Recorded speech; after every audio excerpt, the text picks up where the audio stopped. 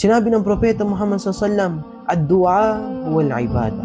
Ang panalangin, siya ang pagsamba. Kapag nananalangin ang isang tao, ay nilalagay niya ang sarili niya sa posisyon niya na ako ay nangangailangan sa Allah subhanahu wa ta'ala.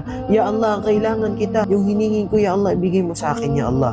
Yun ang pagduwa ng isang tao. Ay isipin natin na parang VIP tayo sa Allah subhanahu wa ta'ala kapag nag-aayuno tayo sa buwan ng Ramadan, na meron tayong pantawag sa Allah na agad-agad sasagutin ng Allah subhanahu wa ta'ala kapag ang isang tao ay nag-aayuno. Bakit? Sinabi ng Propeta Muhammad SAW, mayroong tatlong klase ng mga tao na hindi tinatanggi yung kanilang mga panalangin. Sinasabi ng mga ibang scholar, habang nag-aayuno isang tao, kapag nagduduha siya sa Allah, ay hindi itatanggi na Allah subhanahu wa ta'ala yung kanyang panalangin. Kung isipin natin yun, magagalit ang tao kapag palagi tayo humingi sa kanya.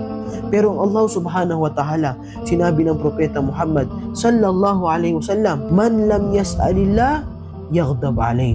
Kung sino man hindi hihingi sa Allah subhanahu wa ta'ala, magagalit ng Allah subhanahu wa ta'ala sa kanya. Isipin niyo yun. Sinasabi sa atin na Allah na nasa kanya ang lahat ng kayamanan sa mundo.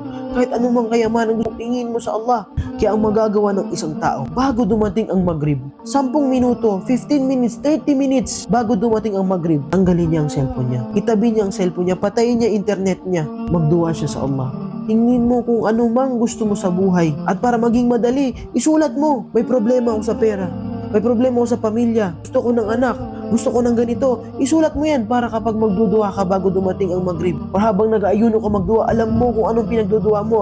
Ya Allah, tulungan mo ako magbayad ng utang napakalaki. Ya Allah, gawin mong madali sa akin ang sitwasyon naming pamilya. Isulat mo yan, tapos basahin mo. Ya Allah, ikaw yung may hawak sa lahat ng kayamanan. Ikaw yung Ar-Razzaq. Ya Allah, gusto ko magkasama ang buong pamilya namin. Hingin mo sa Allah subhanahu wa ta'ala at magduwa ka.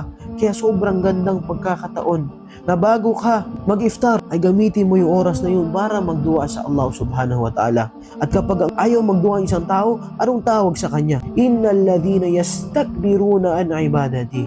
Mataas ang tingin nila sa sarili nila. Bakit? Iniisip nila hindi ko kailangan Allah subhanahu wa ta'ala. Basta magsisikap ako, yayaman ako.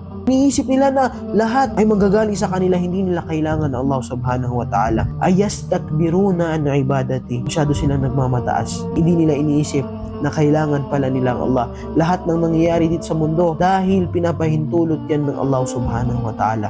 Kaya dapat palagi tayong nagduduwa sa Allah subhanahu wa ta'ala. At kapag magduduwa tayo, dapat hingin natin mga malalaking bagay.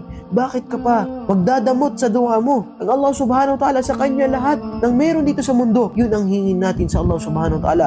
Katulad ng dua ni Propeta Sulaiman. Ya Allah, bigay mo sa akin lahat ng kahari-harian dito sa mundo.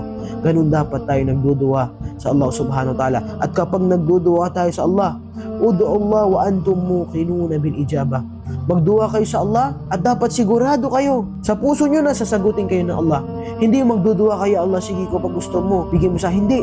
Kapag magduwa ka, dapat isipin mo kaagad, bibigay sa iyo ng Allah subhanahu wa ta'ala. Ganun dapat tayo nagduduwang mga Muslim.